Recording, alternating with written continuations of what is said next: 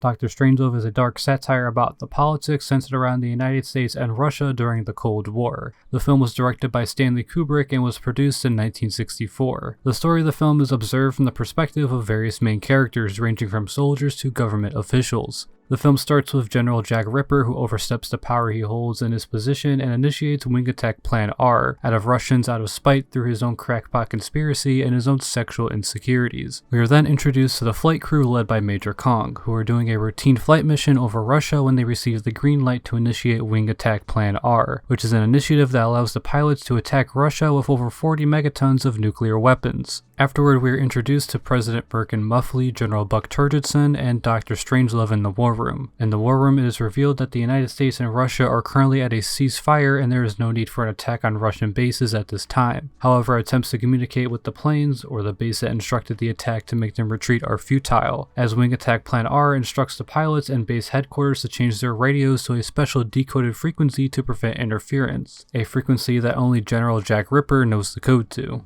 Tensions are heightened when it's revealed that Russia has a doomsday device that will wipe out the Earth if anyone plans to attack Russia, and the American pilots are set to reach that target within 20 minutes. The crew in the war room manages to retrieve the code from General Ripper's second-in-command and can recall all of the planes except the one led by Major Kong because its radio was blasted in the fight. When the situation seems helpless, Dr. Strangelove proposes retreating society to mineshafts until the radiation from Russia's doomsday device wears off. Suddenly, the room forgets worrying about the bomb and listens intently as Dr. Strangelove envisions a future of 10 women to every man to repopulate, while himself struggling to control the erection of his left arm. Strangelove's plan seems like a safe alternative in the eyes of the people in the room until General Turgidson conspires that Russians might have already thought of this alternative, resulting in a mineshaft gap. While everyone is distracted, the flight crew led by Major Kong successfully manages to drop their payload at its destination, setting off the doomsday device and the end of the world. Stanley Kubrick sends a very dark and bleak message to his audience. War is inevitable and it never changes. It doesn't matter how long countries are at peace, there's always going to be a battle of he said, she said against each other. A constant dick measuring contest in the form of an arms race, if you will. Kubrick's views on war are very apparent throughout the film, from General Jack Ripper conspiring that Russia is fluoridating facets of the American diet, from our water to our ice cream, or General Buck Turgidson persisting that Russia is always one step ahead of the Americans, and therefore the Americans need to be 2 steps ahead of the Russians philosophy.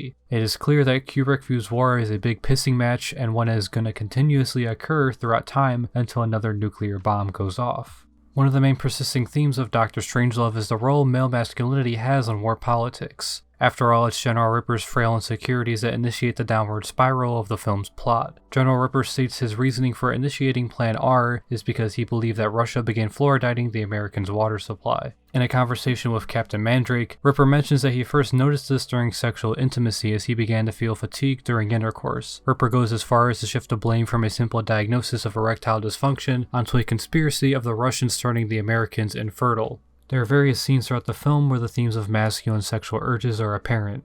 After all, the theme is presented to the viewer immediately in the opening shot of the film, as the title card opens with 2 planes refueling each other in the background. An example of this is in a scene between General Turgidson and Miss Scott. The scene starts with Miss Scott, who is General Turgidson's secretary, is laid across the bed in a bikini posed in a similar position to that of a Playboy centerfold model, when the phone rings and she answers it. After transferring the call to General Turgidson, Turgidson almost instinctively reaches his arm out to grab Miss Scott from behind, when he refrains after the phone call with the war general becomes more serious. This implies that Kubrick believes that both primal urges of lust and war are one and the same. Other scenes in the film also highlight this, such as the first time we meet Major Kong and his crew. Before they receive Wing Attack Plan R, they can be seen reading Playboy magazines while on their mission. Major Kong is also a good example of connecting the 2 primal urges of lust and war in the climax of the film, where he straddles the 40 megaton missile like a cowboy as it deploys to its destination, ultimately fitting for the film's climax. An article written by Sven Mikulik for Cinephilia and Beyond gives further analysis into the film as well as some interviews from those directly involved with the project. Mikulik writes, Dr. Strangelove is one of the most brilliant political satires of all time, a narrative so absurd, so full of paradoxes and hilarious caricatures, but at the same time plausible and cautioning. Further on in the article, Mikulik interviews Terry Southern, who has co-writing credits on the screenplay for Dr. Strangelove. In the interview, they discuss a deleted scene from the film. The scene would take place at the very end of the film, immediately after Dr. Strangelove gets out of his wheelchair and takes a couple of steps, which at this point in the film is really surprising because his character is supposed to be wheelchair bound, but I digress. Immediately after Dr. Strangelove takes a few steps, he falls straight to the ground and struggles to get back in his wheelchair, with no one assisting him back up. In the background, General Turgidson is arguing with the Russian ambassador Sadisky for taking pictures of the big board again. Another argument ensues between the two and results in Sadisky reaching for the previously introduced treats table and throwing a cake intended to hit General Turgidson, but ends up hitting the president, who faints upon impact. This results in an all-out food fight between Sadisky and those in the war room. Southern mentions that in this pie fight, it is that people are laughing and they shouldn't be laughing. It's supposed to be deadly serious. Terry Southern also mentions that the scene was ultimately axed from the film due to its obviously slapstick comedic nature. While the scene Southern describes was ultimately cut, it proves how intentional every aspect of the film was by Kubrick. This additional information proves that all the characters are written to be very rational and level-headed. No character is acting goofy for the sake of entertainment. Every character in the film is constantly sure they are 100% in the right. These characters can easily be described as hilarious caricatures, but that is only because we are basing those caricatures of real people and the powerful positions they hold. Kubrick did not set out to make a comedy, even though Dr. Strangelove is revered as one of the most hilarious dark satires of our time. Ultimately, this put the film into a paradox that is equal to the overall message of the film. War is always occurring and never ending, but you shouldn't worry about it right now. A persisting motif is how the film is often described as a comedy. When compared to the textbook definition, it's the furthest thing from a typical comedy. None of the characters present jokes in a manner that other characters in comedy films would, and consistently deliver with realistic and deadpan deliveries. Of course, there's humor to be found when President Muffley says, "Gentlemen, you can't fight in here, this is the war room," but that humor is only found in the audience's reaction. None of the characters act advertently goofy, and all present their lines in the most level-headed way.